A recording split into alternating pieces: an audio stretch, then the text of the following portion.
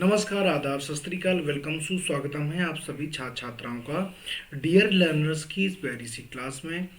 आज की ये जो क्लास है यूपी टेट हिंदी की क्लास है।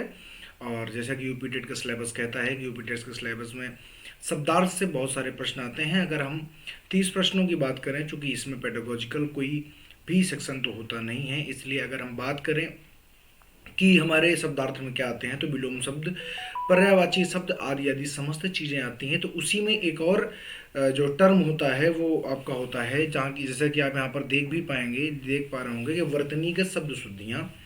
हर एक एग्जाम में आज तक का ऐसा यूपी टेट का कोई भी सिंगल एग्जाम नहीं गया है जब शब्दगत अशुद्धियों के दो प्रश्न एक नहीं दो प्रश्न हमारे परीक्षा में न पूछे गए हों। और ये जो प्रश्न आज मैं कराने वाला हूँ ये आपको यूपी टेट की परीक्षा में तो मदद करेंगे ही करेंगे, साथ साथ अगर आप अन्य किसी भी वनडे कॉम्पिटिटिव एग्जाम्स की तैयारी कर रहे हैं, चाहे आप यूपी ट्रिपल एससी की कर रहे हों, चाहे आप पुलिस की कर रहे हों, और चाहे वो आप जीडी की कर रहे हों, किसी की भी तैयारी कर रहे हैं तो उसको आप इसको पढ़ सकते हैं। बेहद ही लाभकारी सिद्ध होगा। और बीएड वीडियो हम शुरू करें उसके पहले हम आपसे एक छोटी सी गुजारिश ये करेंगे कि आप सभी के सभी छात्र, मुझसे तो आप चिर परिचित हैं ही, मेरा नाम है शशांक सर। मैं आपके लिए पढ़ाता हूँ इस चैनल पर सीडीपी, संस्कृत और हिंदी आदि के सेक्शन में आपके साथ मैं डिस्कस करता हूँ। आई होप आप मुझे जानते होंगे। और वर्तनीगत शुद्धियों की आज ये क्लास करेंगे, तो मेरी ऐसी इच्छा है कि आप सभी के सभी बच्चे एक बार सेशन को शेयर करें और वीडियो को लाइक करने के बाद में शेयर ज़रूर करें। और बाकी अब अगर आपको अच्छा लगता है, आपको लगता है कंटेंट सही है तो लाइक करें, अदरवाइज़ कोई महती आवश्यकता भी नहीं है। लेकिन हम ये चाहते हैं कि आपके जैसे बहुत सारे अच्छे बच्चे इस वीडियो पर हमें व्यू दें, अपना अपना फीडबैक दें, ताकि हम और बेहतरी की तरफ बढ़ पाएँ। शुरू करेंगे आज की इस क्लास को इसी आशा और विश्वास के साथ में कि आपने शेयर, लाइक और सब्सक्राइब कर लिया होगा। शुरू करेंगे। बहुत सारे मैंने यहाँ पर एक बल्क उठा रखा है वर्तनीगत अशुद्धियों का, आप बहुत ध्यान से देखें, आपको बहुत ही ये लाभकारी साबित होगा। चलिए शुरू करते हैं। तो हम शुरू करेंगे आज की इस क्लास को, आप देख रहे होंगे। चलिए तो हम अपनी पहली स्लाइड पर चलते हैं और स्लाइड को बहुत ध्यान से पढ़िएगा। जैसा कि आप देख रहे हो लिखा होगा वर्तनीगत अशुद्धियाँ। यहाँ पर हम डिस्कस करेंगे शुद्ध और अशुद्ध शब्दों के बारे में। तो अगर जिसका भी आगामी अगर एग्जाम है भी जीडी का, वो भी इसको देख सकता है। एक आध प्रश्न यहाँ से पक्का उसको देखने के लिए मिल जाएंगे। तो जैसे कि लिखा हुआ ये अशुद्ध का सेक्शन रहेगा और ये सेक्शन रहेगा हमारे शुद्ध वाक्यों का। ठीक है, तो ये सारी बातें आप समझ गए हैं। चले, जैसे कि एक शब्द अगर कभी आपको कहीं लिखा मिल जाए तदोपरांत, तो तदोपरांत नहीं होता है, तदोपरांत गलत होता है, बल्कि उसके स्थान पर तदुपरांत बिल्कुल सही होता है। अगर हम बात करें कहीं अगर लिखा मिल जाए सदोपदेश, तो सदोपदेश जो शब्द है वो गलत होता है, बल्कि उसके स्थान पर आपको लिखना होगा सदोपदेश। प्रश्न कैसे पूछे जाते हैं कि निम्न में से वर्तनीगत अशुद्धि है, कभी कभी पूछा जाता है, कभी कभी पूछा जाएगा निम्न में से वर्तनीगत शुद्धि है। तो शुद्ध और अशुद्ध के बीच में अंतर क्या होगा, जरा जरा से। जैसे कि लिखा अंताक्षरी, तो अंताक्षरी नहीं होती है बल्कि होती है अंत्याधन अक्षरी। अगर हम आपसे पूछें कि आप खुद बताइए मुझे, जब आप अंताप छड़ी जिसको आप कहते हो, जब आप खेलते हो तो आप कैसे खेलते हो? तो आप कहोगे सर जी मान लीजिए किसी ने लाल रुपट्टा वाला गाना कि उड़ के हवा के झोंके से, तो से जिस शब्द से खत्म होता है, जिस अक्षर से खत्म होता है, उसी अक्षर से दूसरा व्यक्ति गाना गाता है, आप कहोगे ठीक है। तो इसीलिए अगर इसका हम संधि विच्छेद करें तो होगा अंत्य धन अक्षरी। अंत धन अक्षरी बराबर अंत्याक्षरी। माने जो अंत के अक्षर से शुरू होती है, ऐसी प्रतियोगिता जो अंत के अक्षर से शुरू होती है उसे ही कहते हैं अंत्याक्षरी। यहाँ से छोटा आ और यहाँ से बड़ा आ आया तो दोनों ने बना लिया बड़ा आ। तो अंत्याक्षरी में अगर संधि की बात करें तो इसमें कौन सी संधि है? आप कहोगे इसमें दीर्घ स्वर संधि है। कौन सी? दीर्घ स्वर संधि। तो ऐसे बनता अंत्याक्षरी। तो अगर आपको अंताक्षरी होता ही नहीं, अंत्या माने अंत के अक्षर से जो शुरू होती है उसे ही कहते हैं अंत्याक्षरी। जैसे कवित्री है तो लोग लिखते हैं कवियत्री, नहीं होता, कवयत्री होता है। ठीक है, तो ये भी ठीक है। अगर बात करें हम श्रुति लिपि नहीं होता है बल्कि श्रुति लिपि होता है। पूछा जाए कैसे? देखिए श्रुति क्या होता है कि ये एक वेदों का भाग होता है। जैसे वेद, उपनिषद, वेदांग, ऐसे ही एक वेदों का भाग होता है श्रुति। ठीक, तो अगर कहा जाए श्रुति लिप, लिप माने लिखना, लेखन का काम करते हैं, तो आप वेदों के अंग को लेखन का काम नहीं करते, बल्कि आप श्रुत लिपि करते हैं। श्रुत माने कान, श्रुत माने क्या होता है, आप कहोगे कान, और या इसी के पैरेलल एक बात और हो जाएगी, सुनना। तो आप याद करो जब आप बचपन में थे, जब आपने धीरे धीरे लिखने का क्रम शुरू ही किया था, तो आपको सुलेख बोल करके लिखा, जिसको कहा जाता था कि इमला लिखाया जा रहा है। तो इमला बेसिकली क्या होता है कि बोल करके लिखाया गया जो लेख होता है उसको हम कहते हैं श्रुत लेख। क्या कहते हैं, आप कहोगे उसको हम कहा करते हैं श्रुत लेख। श्रुत माने सुनकर, लेख माने जो लिखा गया है, उसे ही कहते हैं हम श्रुत। तो श्रुत माने कान या सुनना होता है, श्रुति वेदों का भाग होता है। तो ये गलत हो जाता है और ये सही हो जाता है। अब देखिए, ये कहानी बताने के पीछे एक साइंस है। साइंस ये है कि मान लीजिए कोई भी आप एक चीज़ पढ़ रहे हैं, कोई भी, अगर आप हिंदी पढ़ रहे हैं तो हिंदी कठिन क्यों हो जाती है, क्योंकि हम उसके पीछे के बैकग्राउंड को जानने में जरा सा भी इंटरेस्ट नहीं दिखाते हैं, या कई बार टीचर उसको बताते ही नहीं है। मेरी पढ़ाने की शैली ये है कि आप किसी शब्द के बैकग्राउंड के बारे में जानें कि कोई शब्द बना तो कैसे बना। ठीक है, तो इस प्रकार से हम आपको पढ़ाएंगे। आपको लगेगा कि ये सामान्य सी चीज़ें चल रही, लेकिन नहीं, इसके पीछे के का बैकग्राउंड क्या रहा है शब्द का, वो भी हम आपको बताने की कोशिश करते हैं। इसलिए इसको लिखा जाता है श्रुत लेख। श्रुत माने सुनकर या कान से, और लिपि माने लिखा गया। तो जो सुनकर लिखा गया लेख होता है उसे ही हम कहते हैं श्रुत लेख। आगे आगे वाली स्लाइड में आ जाइए। जो हमारी आगे की स्लाइड है वो क्या कहती है, तो आगे की स्लाइड आप देखिए। आगे की स्लाइड में लिखा है प्रामाणिक। तो प्रामाणिक नहीं होता है, कोई अगर चीज है वो प्रामाणिक वस्तु होती है, कहते नहीं प्रामाणिक। तो यह जो तत्व है ये प्रामाणिक तत्व है कि प्रामाणिक, प्रामाणिक नहीं प्रामाणिक होता है। जैसे कि देखो एक शब्द लिखा हुआ मुमूर्षा, और ये लिखा हुआ मुमूर्षा। अगर बात की जाए मुमूर्षा होता क्या है, तो ये एक प्रकार की इच्छा है, जिसको आप कहते हो मोक्ष पाने की इच्छा। जो मोक्ष पाने की इच्छा होती है उसे ही हम कहते हैं मुमुक्षा कहते हैं, तो मुमूर्षा कहते हैं। तो मुमूर्षा ऐसे नहीं लिखा। अब देखो यहाँ पर छोटा ऊ और बड़ा ऊ में हमें गलतियां वहां पर देता है कि बताइए, आप छांट करके बताइए कि छोटा ऊ की गलती है कि बड़ा ऊ गलती है। तो यहाँ पर आप देख रहे हो कि मुमूर्षा न कि मुमूर्षा। तो यानी कि पहले छोटा ऊ बनेगा और फिर बड़ा ऊ बनेगा, उसके बाद में ये बनेगा, ये तभी सही होता है। तो यहाँ पर आप कह सकते हो कि व्यंजन संबंधी अशुद्धि होती है कि कहाँ छोटा ऊ लगेगा और कहाँ बड़ा ऊ लगेगा। अब देखिए ये एक चीज है, जैसे लिखा घनिष्ठ ना होकर के घनिष्ठ होता है। अब बताइए हमारे घनिष्ठ मित्र होते हैं कि घनिष्ठ मित्र होते हैं, तो आप कहोगे घनिष्ठ मित्र होते हैं। ये व्यंजनगत अशुद्धियां होती हैं, यहाँ पर व्यंजन गड़बड़ कर रहा है। जैसे जहाँ पर टा आना चाहिए वहाँ ठा आ रहा है, और जहाँ ठा आना चाहिए वहाँ पर टा आ रहा है, तो इसको हम कहते हैं व्यंजनगत अशुद्धियां। तो व्यंजनगत अशुद्धियों को आप ऐसे रिप्लेस करते हैं। जैसे अष्ट ना हो करके अष्ट होता है, तो कहीं पर टा लगता है, कहीं पर ठा लगता है।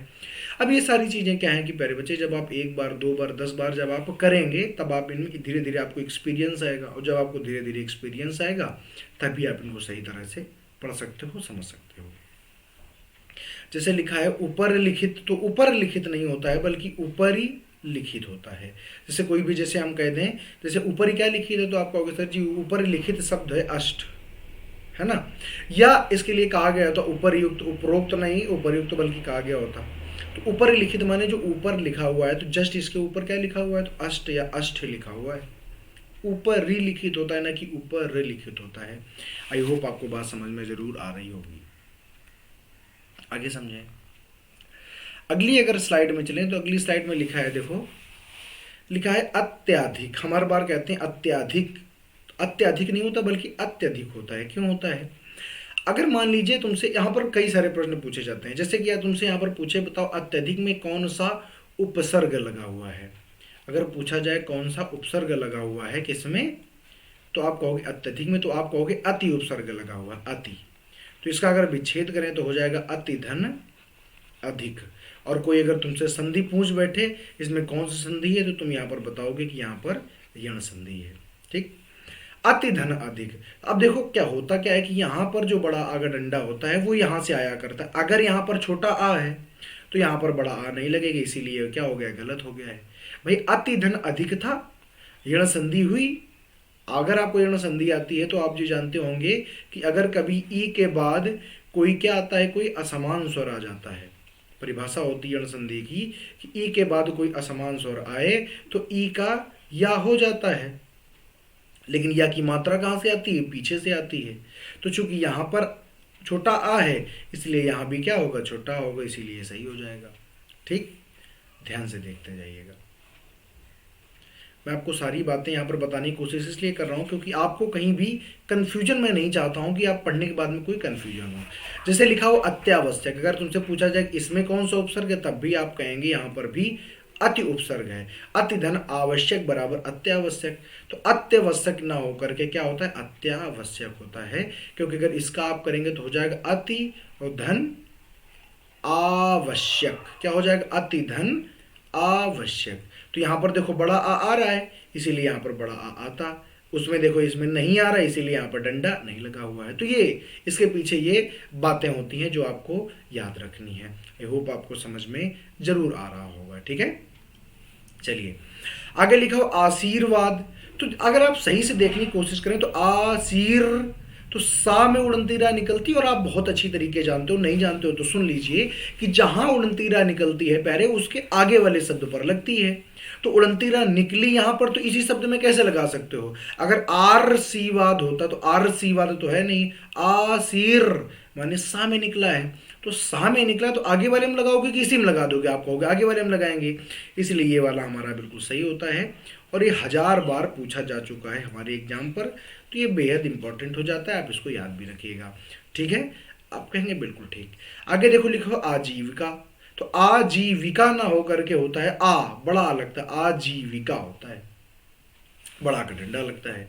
जैसे क्लेश में ये देखो सा की गलती, ये सा वाली गलती खूब आपको पूछी जाएगी। तो क्लेश में यहाँ पर खटकोण का सा ना लग करके बल्कि सीटी वाला सा लगता है, और ये वाला बिल्कुल हमारा सही होता है। ठीक, तो क्लेश ऐसे ना लिख करके बल्कि हम क्लेश ऐसे लिखा करते हैं, तो याद रखिएगा। तो यहाँ पर मैंने आपको 5 शब्द बताए जिसमें कि हाईलाइटेड पॉइंट है आशीर्वाद और क्लेश। ये सब मैं तुमको मानता हूँ कि ये आते हैं और ये पूछे जाते हैं, ऐसा नहीं हमने कह दिया इंपॉर्टेंट नहीं है तुमको पढ़ना ही नहीं, नहीं, ये इनसे भी ज़्यादा इंपॉर्टेंट है क्योंकि ये कभी भी पूछे जा सकते हैं और ये सरल हैं, इजी हैं। आप याद रखो, अति धन अधिक से बनेगा अत्याधिक और अति धन आवश्यक से बनेगा अत्यावश्यक। इसमें बड़ा की मात्रा लगेगी और इसमें बड़ा की मात्रा नहीं लगेगी। आशीर्वाद में आगे उड़नतीरा क्यों गया, क्योंकि सा पर उड़नतीरा निकलता है और जिस पर उड़नतीरा निकलेगा, आधारा निकलेगा, उसके आगे वाले पर आरूढ़ होता है यानी लगता है। और क्लेश को आपको याद रखना पड़ेगा। आगे की बात करते हैं, चलिए आगे की अगर हम स्लाइड में चलते हैं तो यहां पर देखो, आप देख रहे हो कि लिखा हुआ है श्रृंगार। तो श्रृंगार ऐसे नहीं लिखते हैं, श्रृंगार कैसे लिखते हैं, तो आप कहोगे इस प्रकार से, हालांकि इसने भी यहां पर गलत लिखा हुआ है।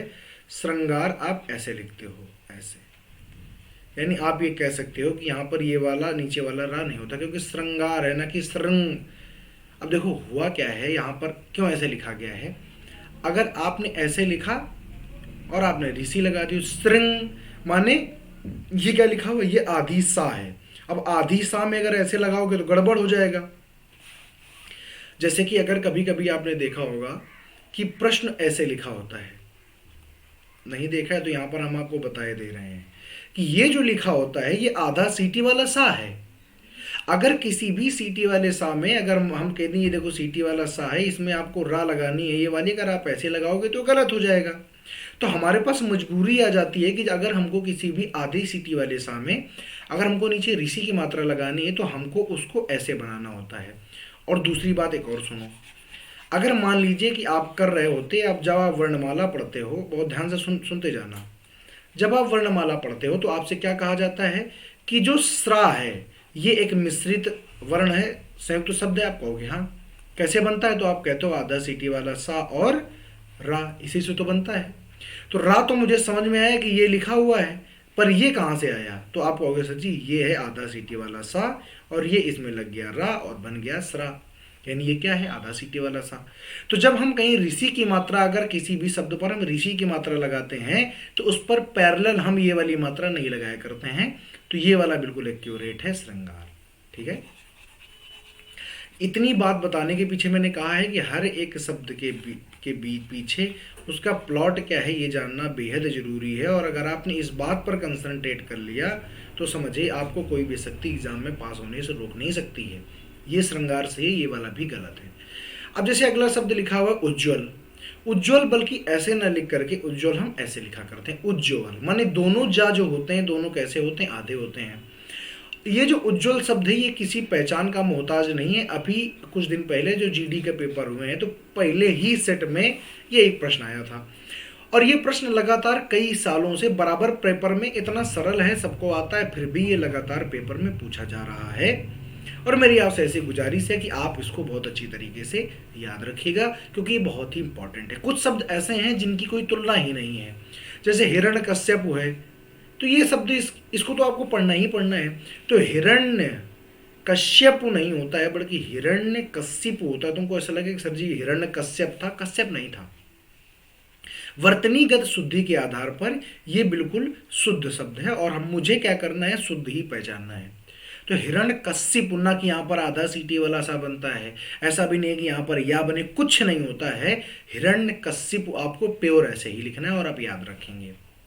यहाँ पर जैसे शब्द लिखा है आनुषांगिक, तो इसमें दो प्रकार की गलतियां हैं। पहली बात तो यहाँ का जो बड़ा आ है इसको हटाइए और इसको यहाँ पर रिप्लेस करिए। तो देखो आनुषंगिक होता है ना कि अनुषांगिक होता है, ये गलत है।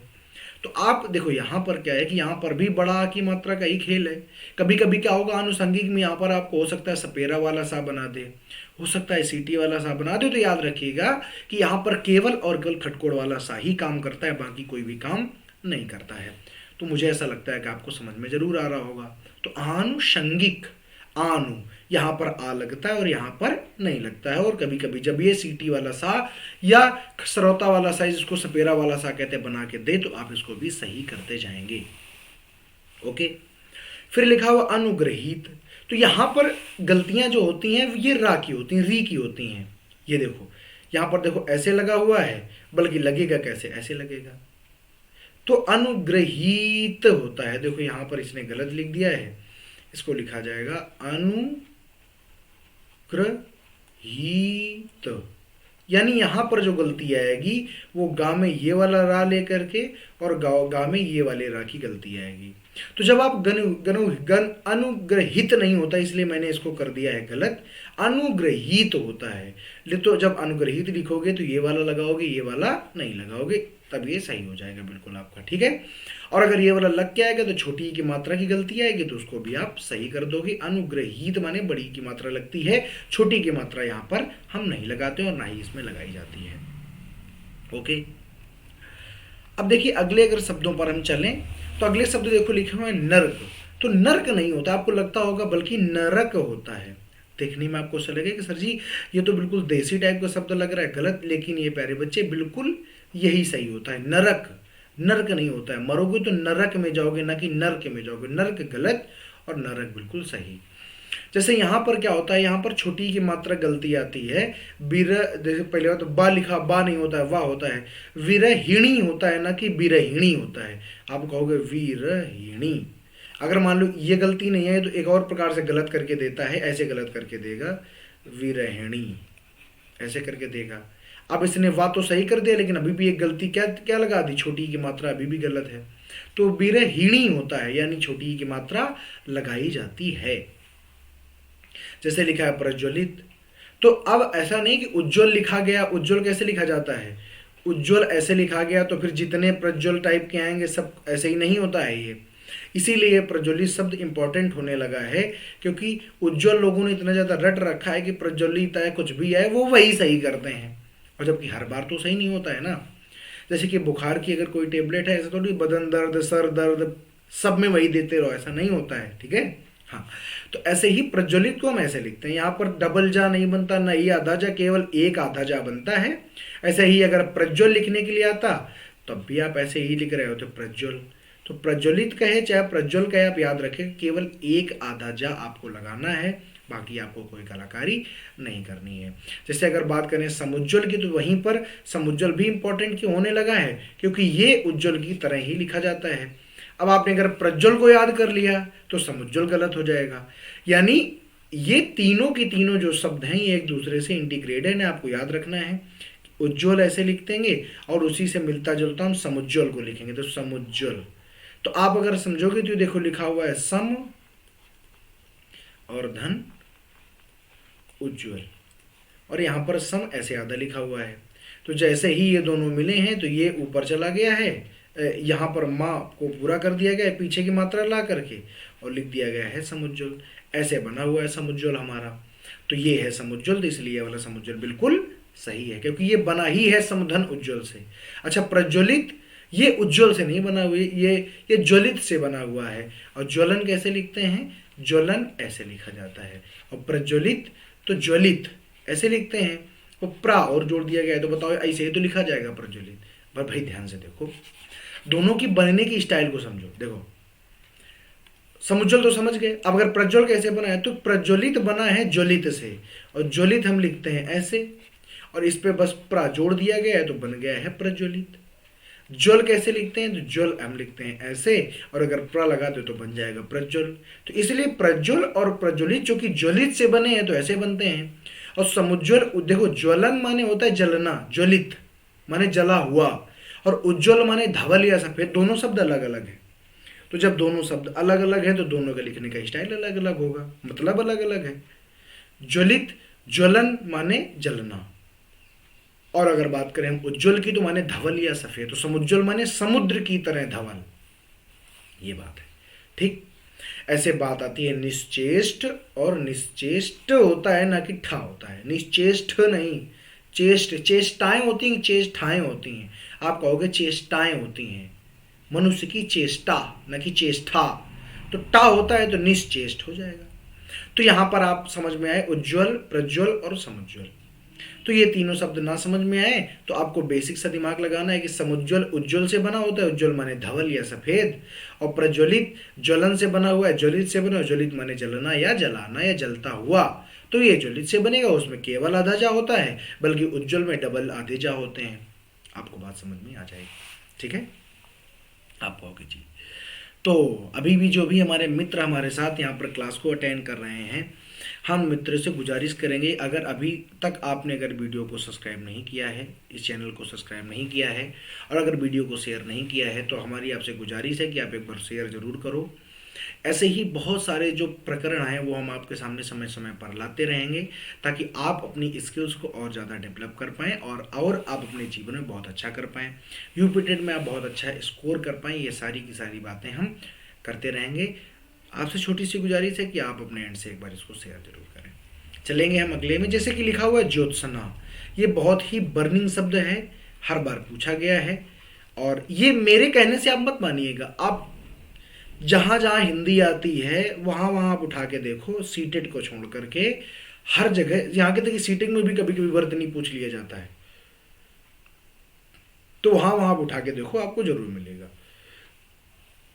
सॉरी, तो जो ज्योत्सना जो होता है इसको ऐसे नहीं लिखते हैं, इसको हम लिखते हैं ज्योत, आधिता, आधा सरौताला सा और न, इसको हम लिखते हैं ज्योत्सना। जितने शब्दों को मैं पॉइंट आउट कर रहा हूं उनको आपको रट लेना है, क्योंकि ये शब्द पूछे ही जाता, मतलब इनमें कोई कॉन्फ्लिक्ट ही नहीं है। आपके एग्जाम में आएगा तो यही आ जाएगा सीधा सीधा, और आता भी है। जैसे लिखा हुआ है दिग्भ्रांति नहीं होता है, दिग्भ्रांत होता है। दिग्भ्रांत का मतलब होता है ऐसा व्यक्ति जो दिशाओं में भ्रमित हो गया हो। जैसे आप अभी जहाँ पर बैठे हुए हैं, आपसे अगर अचानक पूछ लिया जाए पूरब कहाँ है, आपको अगर थोड़ा बाहर निकलने हो तो तब आप सूर्य की स्थिति देख के बता पाओगे, क्योंकि जहाँ आप कमरे में बैठे हो आपके कमरे की दशा कहीं भी हो सकती है कि नहीं? तो आप समय लोगे, आप तुरंत का तुरंत नहीं बता सकते हो कि, तो दिग्भ्रांत होता है ना कि दिग्भ्रांति। भ्रांति क्या है? तो भ्रांति एक संज्ञा है, और भ्रांत क्या है? एक विशेषण है।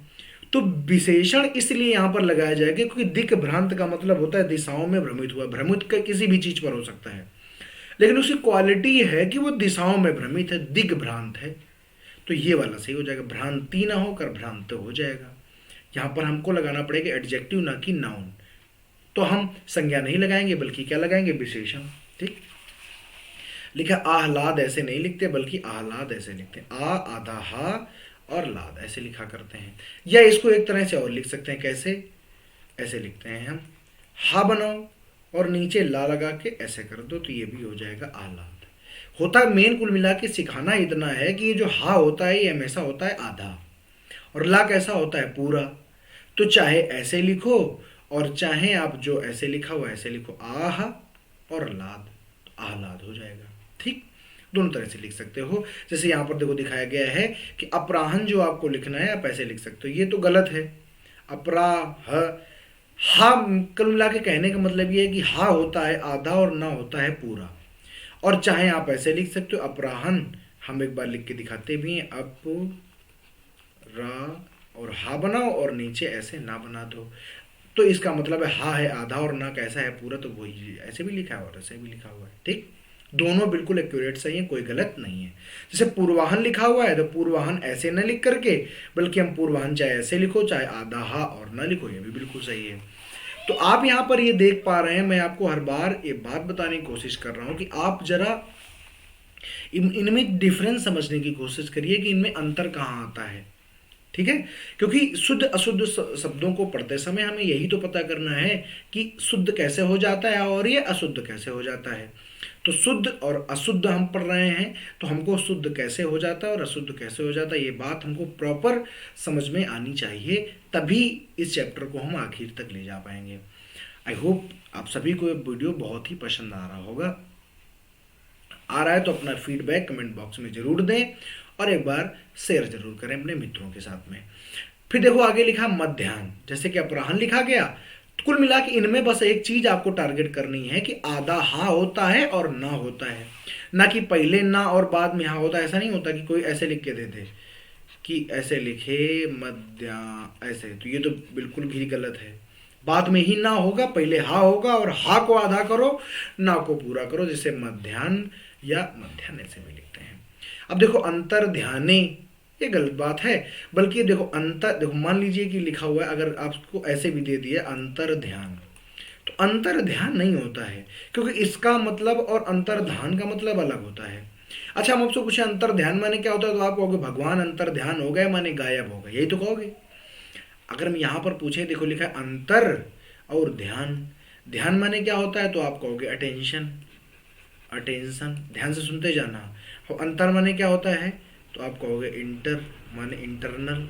तो अंतर ध्यान का मतलब होता है अपने अंतर मन में ध्यान करना होता है अंतर ध्यान, और बल्कि अंतर ध्यान का तो मतलब होता है गायब होना। यानी ये अगर लिखा भी हुआ तो ये अर्थ के आधार पर टेक्निकल गलत है, कि अंतर ध्यान, इस अंतर ध्यान का मतलब होता है अपने मन में झांकना, और जबकि इसका मतलब क्या होता है, या अंतर ध्यान का मतलब हम साधारण क्या लेते हैं कि भगवान गायब हो गए, भगवान प्रकट हुए और भगवान अंतर ध्यान हो गए। तो अंतर ध्यान का मतलब जब होता है गायब होना, तो ये वाला सही है, बल्कि ये वाला अर्थ के हिसाब से भी गलत है, और गलत तो ये है ही। तो कभी आपको ना समझ में आया कि सर ये गलत कैसे है, तो इसका अर्थ निकाल लिया करो, अपने मन से समझ में आ जाएगा कि ये बिल्कुल गलत है।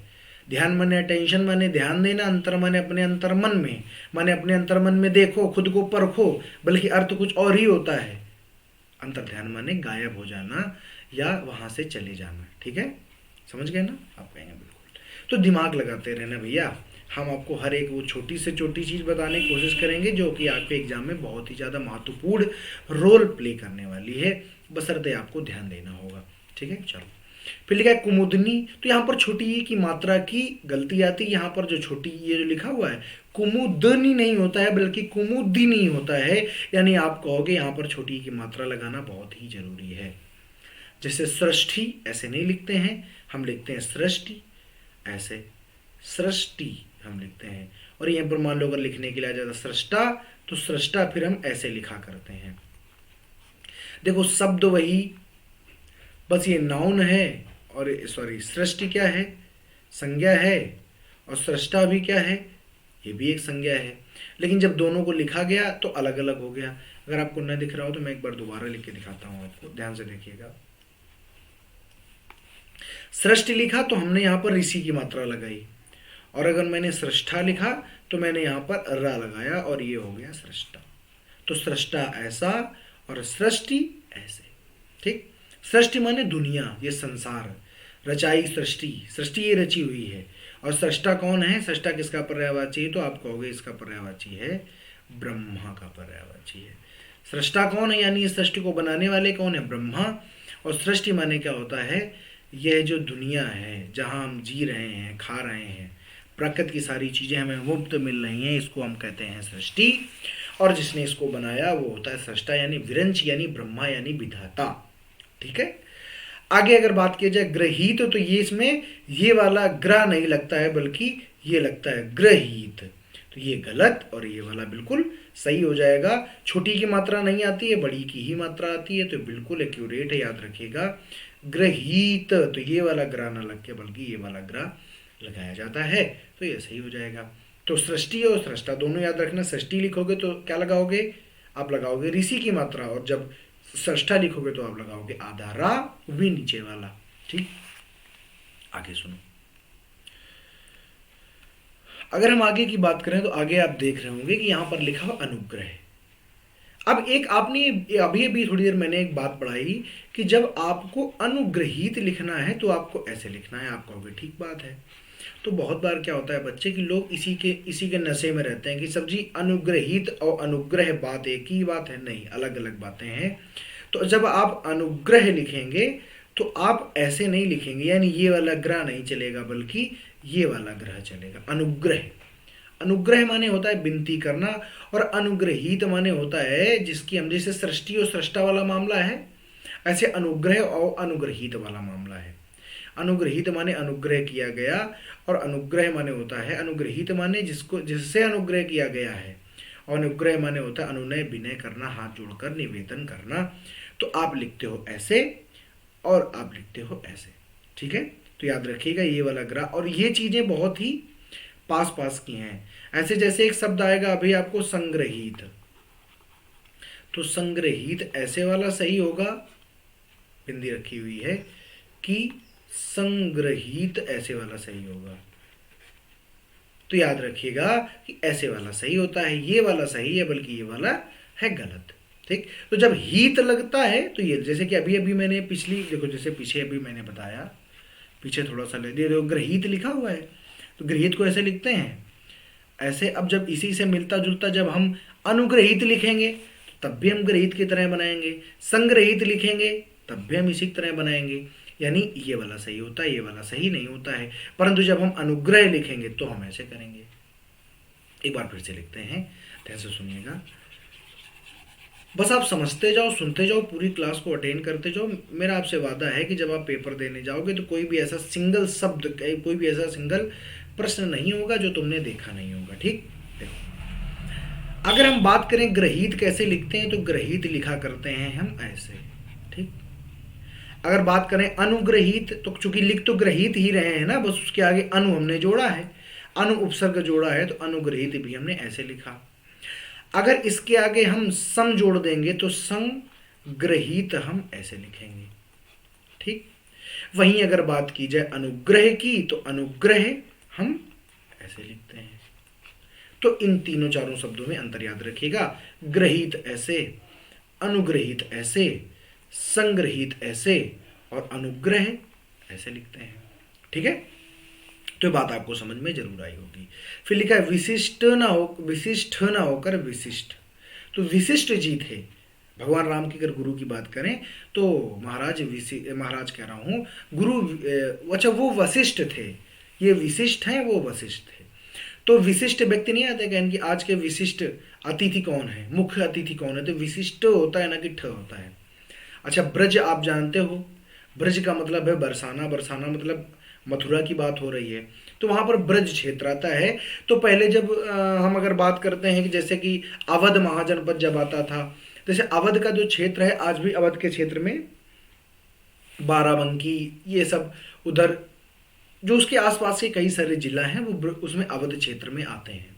ठीक है, ऐसे ब्रज क्षेत्र था, तो ब्रज क्षेत्र में मैनपुरी, आगरा, मथुरा, ठीक, तो ये वाले इलाके आते हैं। यानी कुल मिलाकर के आप कह सकते हो कि ब्रज भाषा जो है, जहां जहां उसका प्रभाव रहा उसको हमने ब्रज कहा। और ब्रज का वैसे संबंध तो भगवान श्री कृष्ण से है। तो अगर ब्रज की बात करें तो व्रज नहीं बल्कि ब्रज लिखते हैं, हम लिखते हैं इसमें, हम इसमें ऋषि वाली ना लगा करके बल्कि आधा रा लगाते हैं नीचे वाला। अगर बात करें तदांतर नहीं होता है बल्कि तदनंतर होता है, तदनंतर, तदनंतर, तदनंतर ऐसे होता है। कालिदास नहीं होता है बल्कि कालिदास होते हैं, महाकवि कालिदास, काली नहीं। ठीक, ये गलत होता है। अगर बड़ी की मात्रा लगी हुई तो गलत हो जाएगा, वहीं पर अगर छोटी की मात्रा अप्लाई की गई है तो बिल्कुल राइट है, कहीं भी कोई अशुद्धि नहीं है। तो कालिदास ना होकर के बल्कि कालिदास होता है। तो ये चीजें आप पैरेलल सीखते जाइएगा, क्योंकि ये जो प्रश्न होते हैं ये छोटे प्रश्न होते हैं लेकिन बहुत ही अच्छे प्रश्न होते हैं। पेपर आपको लगेगा सरल है लेकिन आप कहीं ना कहीं गलती कर बैठोगे। और ये सारे शब्द तो आपको रट के रखने, क्योंकि ये सब तो बार बार पूछे जाने वाले ही हैं। ठीक है, यहाँ पर जितने शब्द आपको हमने आपके सामने हमने लिए हैं वो सब के शब्द कहीं ना कहीं पूछे गए हैं और बहुत ही इंपॉर्टेंट शब्द होते हैं। जैसे देखो अभी अभी मैंने आपको बताया था संग्रहित, तो संग्रहित ऐसे न लिख करके ऐसे लिखा जाता है। क्यों? क्योंकि ग्रहित स्वयं, इस बात पर मैं बार बार जोर इसलिए दे रहा हूं क्योंकि चारों के चारों शब्द हर बार, जैसे एग्जाम कोई भी एग्जाम हो अगर उसको 3-4 शिफ्टों में कराना है, 3-4 दिनों में होना है, तो सारे शब्द पूछ लिए जाते हैं हर बार। चाहे वो अभी जैसे जीडी का एग्जाम चला तो ये सारे के सारे शब्द आए, एक बार नहीं कई कई बार पेपर में रिपीट खाए, एक एक सेशन में ही पेपर में रिपीट खाता है ये शब्द। दूसरे की तो बात छोड़ दो, अगले साल वो आएगा तो अलग बात हो गई, इसी साल रिपीट खाया है ये शब्द कई बार, तो संग्रहित हो गया। जैसे यथेष्ट ना हो करके बल्कि प्यारे भैया यथेष्ट होता है। देखो अगर टाठा की बात करें, मैं आपको कई शब्द बता चुका, जैसे मैंने बताया कि विशिष्ट ना हो करके बल्कि विशिष्ट होता है। जैसे कि मैंने बताया कि अष्ट नहीं होता बल्कि अष्ट होता है। जैसे कि मैंने बताया कि निश्चेष्ट होता है, ये तो बताया। जैसे मैंने कि अभी अभी बताया आपको कि यथेष्ट होता है। वहीं मैं ठा वाले भी आपको बता चुका हूं कि भैया घनिष्ठ नहीं बल्कि घनिष्ठ होता है। ऐसे ही अगर ठा होता है ना घनिष्ठ, जैसे कि ज्येष्ठ ना होकर के बल्कि ज्येष्ठ होता है, ज्येष्ठ ज्येष्ठ घनिष्ठ। ठीक है, आप कहेंगे ठीक है। अब देखो अगर बात करें तो ये सारे शब्दों को आप पैरेलल एक दूसरे से कोरिलेट करके पढ़ते रहेंगे। ठीक है, पेपर तक आपको बिल्कुल इन शब्दों को आना ही चाहिए। जैसे सर्जन नहीं सृजन होता है, ये लिखा हुआ है सर्जन। सर्जन कौन होता है? आप कहोगे जो सर्जरी करता है। ऐसा चिकित्सक जो चीड़ फाड़ कहेंगे तो गलत हो जाएगा, शल्य चिकित्सा से उपचार करता है, यानी शल्य चिकित्सा जानते हो ना, जिसमें चीरा लगाया जाता है, जिसको सर्जरी कहते हैं। तो वही जो ऑपरेशन करता है डॉक्टर, वही है सर्जन। ठीक, और न्यूरो सर्जन, अलग अलग प्रकार के सर्जन होते हैं। जो दिमाग की सर्जरी करे वो न्यूरो है। तो ऐसे प्रकार के होते हैं।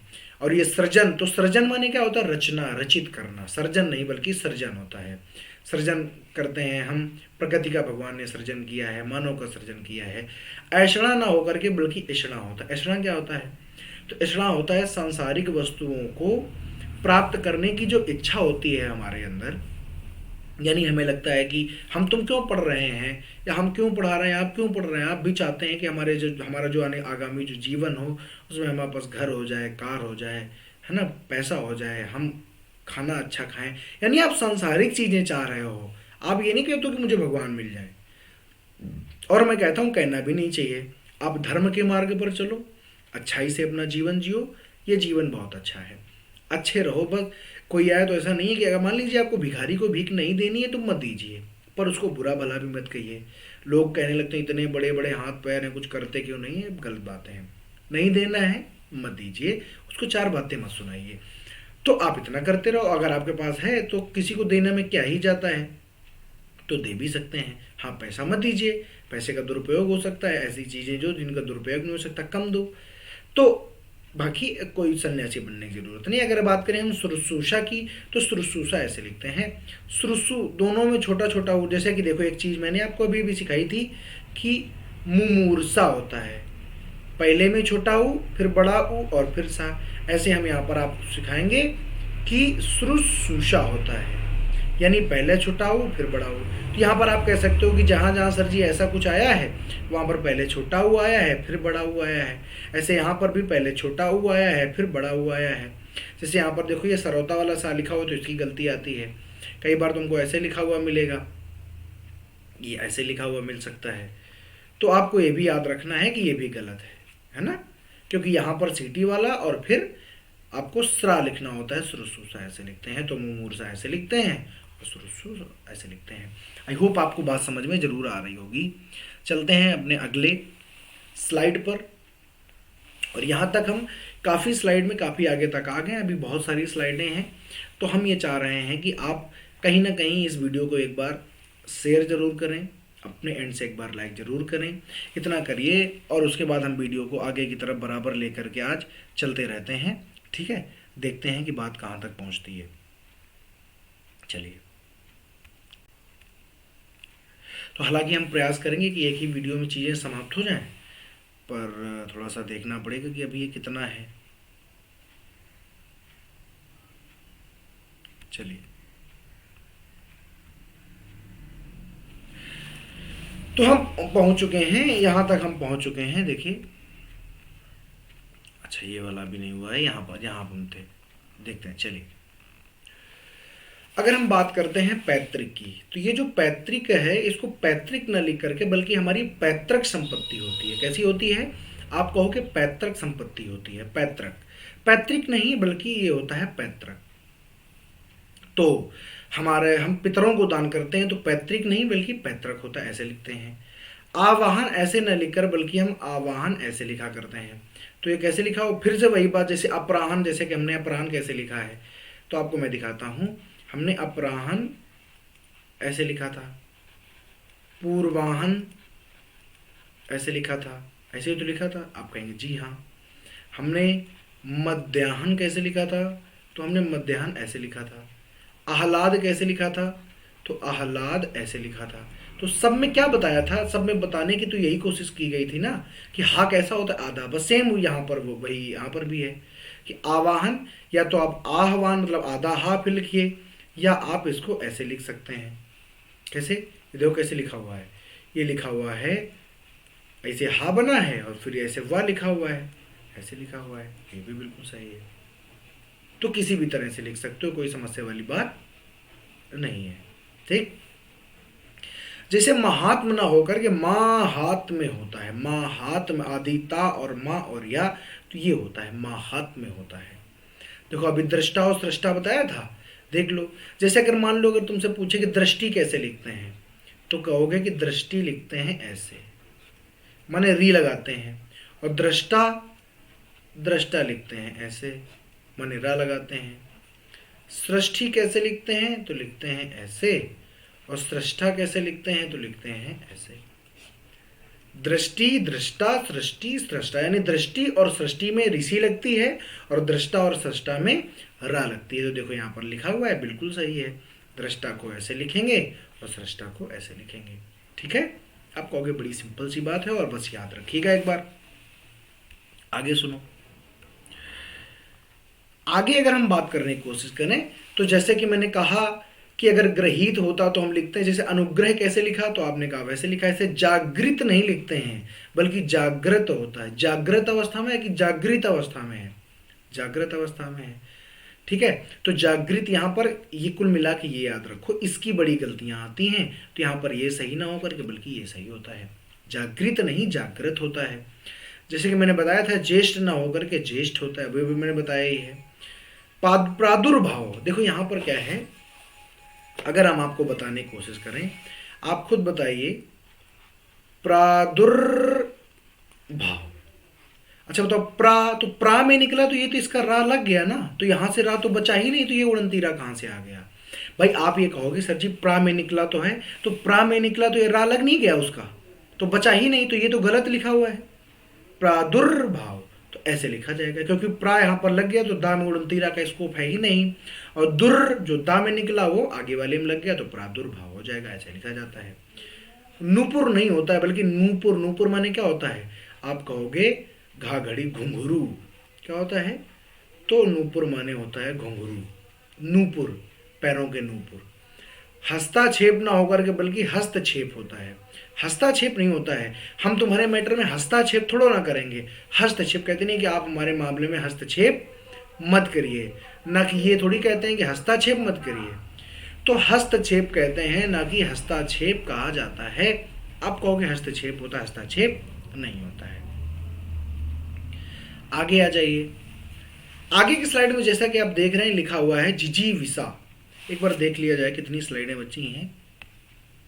1 मिनट, 2, 3,